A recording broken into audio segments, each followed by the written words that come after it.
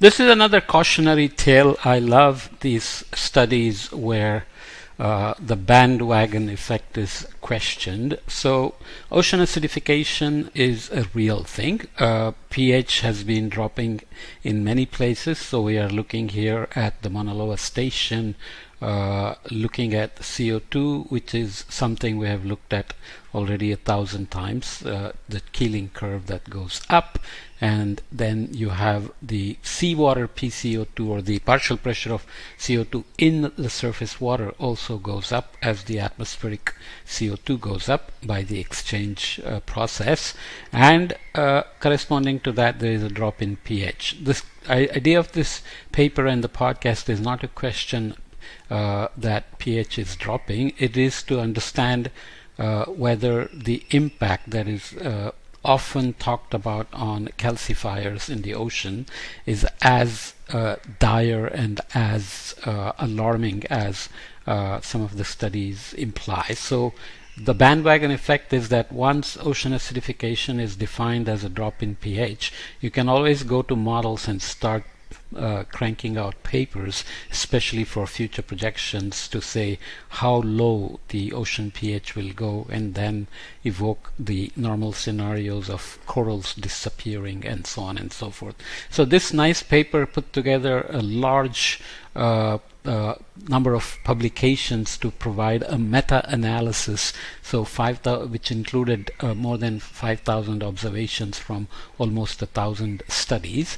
Let's just read the abstract, since I'm not really a biologist. I do some ecosystem modeling, and of course I teach related things. So ocean acidification is considered detrimental to marine calcifiers, no doubt, but mounting contradictory evidence suggests a need to revisit this concept. This systematic review and meta-analysis aim to critically re-evaluate the prevailing paradigm of negative effects of ocean acidification on calcifiers. Based on over 5,000 observations from around 1,000 studies, many calcifiers, which include echinoderms, crustaceans, and cephalopods, are found to be tolerant to near future ocean acidification, which is projected to be down to 7.8 by 2100. But coccolithophores, calcifying algae, and corals appear to be sensitive. At what stage they are sensitive matters as well. Calcifiers are generally more sensitive at the larval stage than the adult stage. So if they can get recruited, the term in fisheries is recruitment, so you go from larval stage to juvenile and then adult stage, then you are able to better adapt and survive. Over 70% of the observations in growth and calcification are non-negative, implying the acclimation, often also mentioned as acclimatization. So acclimation capacity of many calcifiers to ocean acidification seems to be quite robust. This capacity can be mediated by phenotypic plasticity, so physiological, mineralogical, structural, and molecular adjustments. So phenotypic generally means genetic expression in response to environmental perturbations. They are not genetically new species, but there is genetic ability built in already which can respond to environmental perturbations. And there are also transgenerational plasticity, increased food availability, or species interactions. We'll see examples of each. Transgenerational plasticity, I would say, is kind of like what your parents tell you about the tough times they went through and why you have to be careful with money or health and education, and then you adapt based on their experience, even though that's not your direct experience, let's say. Okay, the results suggest that the impacts of ocean acidification on calcifiers are less deleterious than initially thought, as their adaptability has been underestimated. This is typically the case in ecosystems. I've put up podcasts of other examples, and my favorite line always is that nature makes the rules and biology finds the loopholes. So the nature's rule is that if you increase CO2 in the atmosphere, ocean PCO2 will go up and ocean pH will drop. But biological loopholes are that they find these kind of adaptation, acclimatization strategies that they have learned over evolutionary timescales. And they learn as perturbations happen that they are not exposed to in their own generation, for example. Therefore, in the forthcoming era of ocean acidification research, it is advocated that studying how marine organisms persist is as important as studying how they perish, and that future hypotheses and experimental designs are not constrained within the paradigm of always looking for negative effects, because then you end up with the so-called street lamp paradigm where you always keep looking for negative effects and you only keep focusing on regions where there is in fact negative effect. Just to remind ourselves, there is our acidification equation. CO2 gets dissolved in water, becomes carbonic acid, gets split in the ocean into hydrogen ion and bicarbonate, and then into hydrogen ion and carbonate ions. And if you increase CO2 very rapidly, the equilibrium doesn't hold here, then CO3 minus minus begin to get consumed, which is a problem for saturation of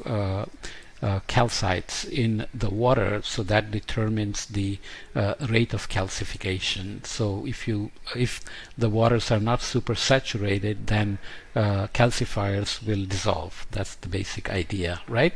So in the next figures we'll look similar things as here.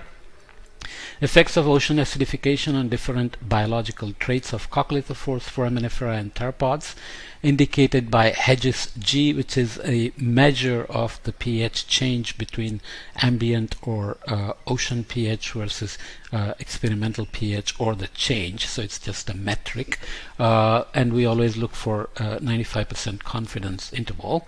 The number of observations for each trait is shown in parentheses. The vertical dash line at 0 indicates no effect.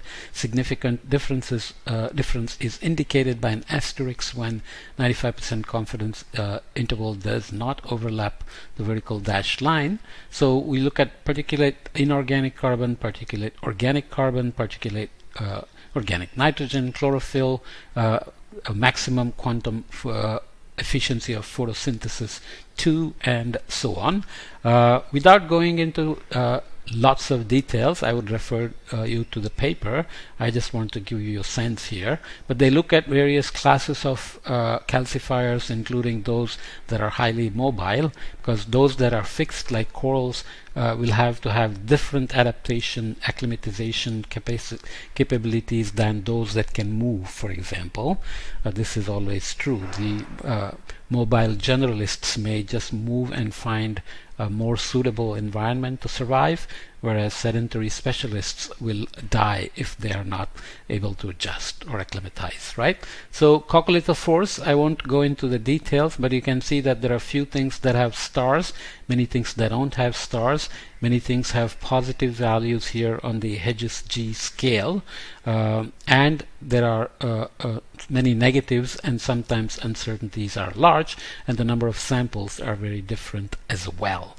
So things looked at for coccolithophores, foraminifera, and theropods include things like growth rate, cell diameter, cell volume, cell density, particulate inorganic carbon, coccolith size, the shell size, photosynthesis, photosynthetic efficiency, chlorophyll content, particulate organic carbon and nitrogen, and carbon to nitrogen ratios. So you can see that there are significant discoveries in the growth rate in terms of impact of pH, but not these other things. Cell density has some important effects, and the others also various important effects. Similarly, for coccolithophores, there is foraminifera, nothing shows up as significant, no stars here in terms of growth size, calcium carbonate production, magnesium calcium ratio, which is a temperature dependent replacement of calcium versus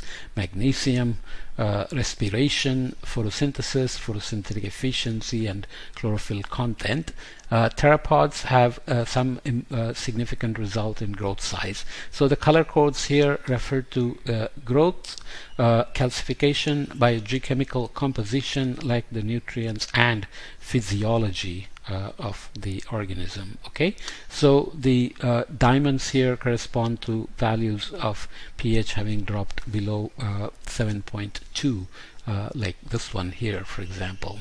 Okay, they look at various other things like sponges, corals in juvenile and in larval embryo stages or juvenile and adult stages, calcifying algae, and again the categories include growth, calcification, physiology, biochemical composition, development and survival, and various parameters looked at include bioerosion rate, respiration and photosynthesis like before, calcifying fluid pH, calcification activity, calcium carbonate production, and so on and so forth. The idea is that the literature they are scanning and considering for synthesis span a tremendous amount of species of calcifiers, which is very encouraging. Some more examples here of bryozoans, bivalves, barnacles, and bivalves in embryo stage or juvenile and adult stage, and some polychaetes as well. Again, looking at growth, calcification, physiology, development, and survival. The message is clear that there are few species which show significant impact on various factors. For example, for bivalves, in addition to growth and calcium carbonate production and shell thickness, hardness, fracture resistance, shell organic matter, etc., you also have feeding performance, how acidification may affect that, respiration, condition index, and hemophilic pH, so physiological parameters, and so on. Okay, so very comprehensive. Just to kind of complete the story, there are some gastropods in embryonic, larval stages and adult stages, echinoderms, sea urchins in larval embryo stages and adult stages, juvenile and adult stages, and again looking at various parameters like growth, calcification, and including behavior here, for example. Okay, so this includes also the crustaceans and cephalopods. Okay, so the synthesis of all these species and various parameters from literature is the effects of near future ocean acidification on calcification, juvenile adult growth in size, larval growth of various taxa of calcifiers indicated by percentage of positive, negative, and neutral responses with ambient pH and number of observations. So I will again just focus on the main message. In calcification, if you look at the various species and the number of taxa that are considered, lots of neutral effects to near future acidification. There are some negative responses, but plenty of positive impacts as well. Okay, so 3.9% here. So keep that in mind. In growth size, looking at 322 taxa, again, lots of neutral effects, few negative effects, and some positive effects here at 6.5%, which confirms at what stage the effect may become more detrimental or negative. Larval growth, very few positive impacts, so mostly neutral or negative. So if they survive past the larval stage, then they do well in terms of adapting and responding to acidification. I'll just run through few tables that look at compensatory mechanisms to ocean acidification by adjusting physiological performance and regulating acid-base balance of body fluids. Many tables, you should definitely refer to the paper, but I'll just indicate that they looked at taxon, species at which life stage they were looked at, pH levels, of course, exposure to these pH perturbations, and compensatory mechanisms and the associated beneficial effects. So as examples, here in sea urchins, enhancing protein metabolism to support ion homeostasis, so control, auto-regulate the ion concentrations to avoid pH impacts, and accumulating bicarbonate to offset extracellular pH changes. So when the environmental or extracellular body fluid pH changes, they can do these compensatory mechanisms to have stomatic growth, calcification, reproductive growth, feeding rate, and metabolism controls or beneficial effects to acclimatize to pH changes or pH reductions. Somatic growth and reproductive growth are basically body development versus sexual organs, or gonadic and somatic as they refer to.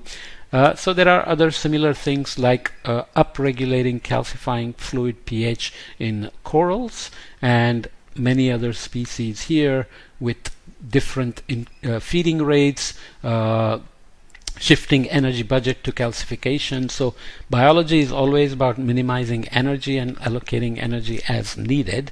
Calcifying takes a lot of energy, so they can adjust that. For example, increasing dissolved inorganic carbon concentration in the calcifying fluid, increasing pH and carbonate saturation of the calcifying fluid, and so on and so forth.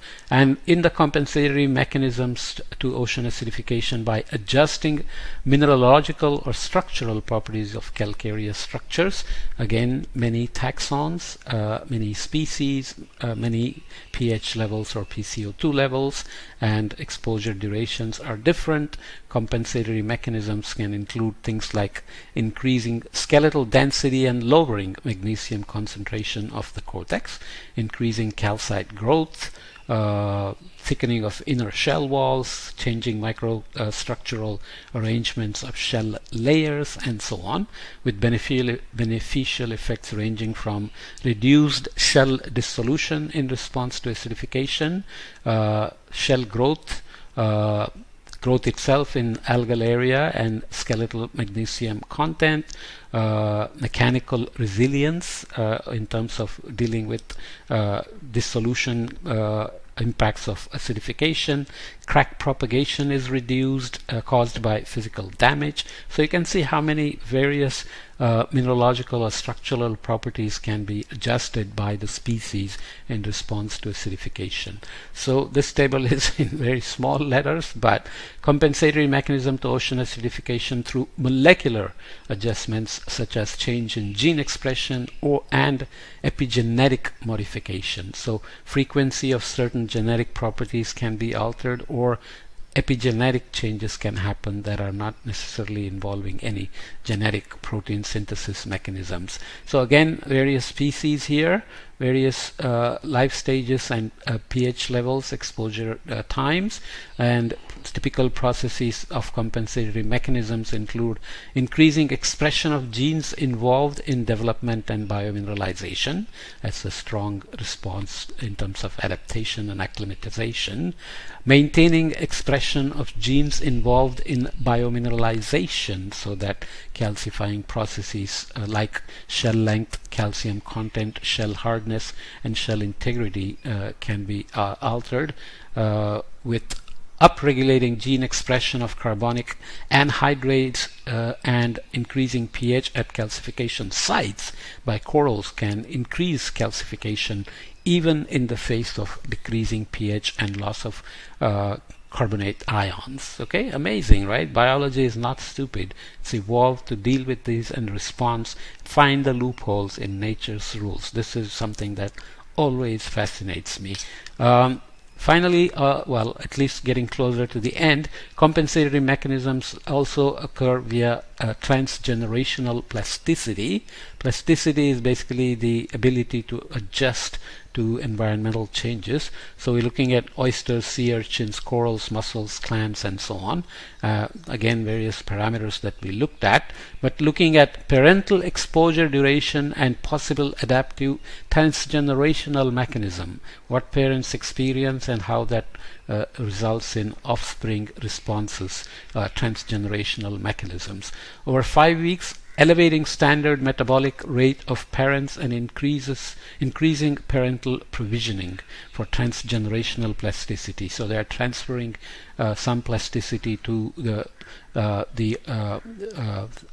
their offspring by increasing larval growth, increasing larval development and larval survival, larval growth, larval development, larval settlement, and so on.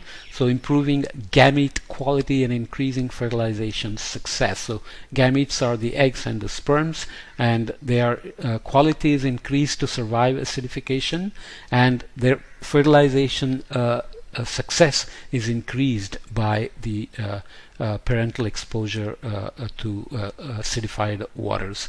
Epigenetic inheritance like metabolic rate, increasing maternal provisioning to eggs and energy availability to improve fitness via metabolic plasticity in muscles, which results in increased egg size, increased larval shell length, larval survival is increased, metamorphosis is increased, juvenile growth is not affected. Also juvenile feeding and juvenile respiration rates are not affected. Okay, so if you look at 5 generations, for examples of calcifying alga, prioritizing energy allocation to reproduction becomes a parental exposure and possible adaptive transgenerational plasticity. This increases reproductive output and conceptual abundance. So really nice adjustments. This is compensatory mechanism in increasing food availability or species interactions. Again, various species. Compensatory mechanisms include providing Artemia spp as food for 1 hour every second day. So these are experiments conducted to, or at least observations made in these kind of conditions. So you can see that biomass increases, calcification increases, and symbiont density increases. So there is species interactions. Increasing food availability from 350 algal cells per milliliter to 2000 algal cells per milliliter resulted in growth in somatic, so body maintenance functions. Calcification and shell lengths increased, shell dissolution decreased, calcification and biomass remained the same in the corals when providing zooplankton as food for 1 hour every day. So active perturbations can be made in acidified waters as well, such as providing sufficient kelp as food for sea urchins, which results in growth and gonadosomatic index. So both body maintenance and reproductive systems do better in using some indices. So many other examples here. I won't go through all of them, but just wanted to put the tables to show you just how extensive this synthesis is. They also suggest what recommended future directions for ocean acidification research can do.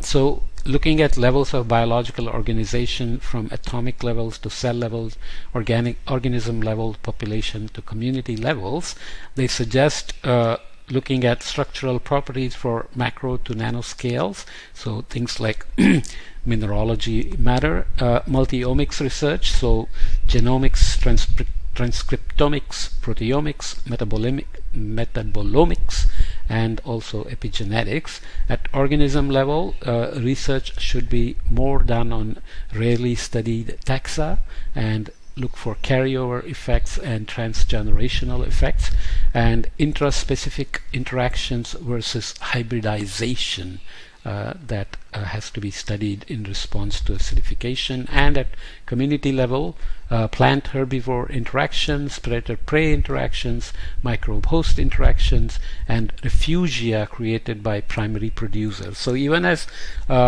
warming happens, acidification happens, deoxygenation happens, often refugia are created where, due to some unique conditions, the perturbations to any of these parameters that biology ecosystems care about may be protected from changing rapidly. This has always been an important part of evolution through time for all species, including humans, and continue to be part of the ecosystem response to perturbations to seek refugia and survive the perturbations. Okay, so that research, basically you can think of those as biological loopholes as well.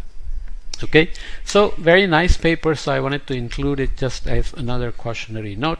A little bit long, but it's really worth it. I love these kind of tales where at least the advice to young people is to not jump on bandwagons blindly just to publish papers that ocean acidification is real. You can use CMIP 5, CMIP 6 models to keep on writing about how ocean acidification will get worse with time, and by 2100 it will be so low, etc.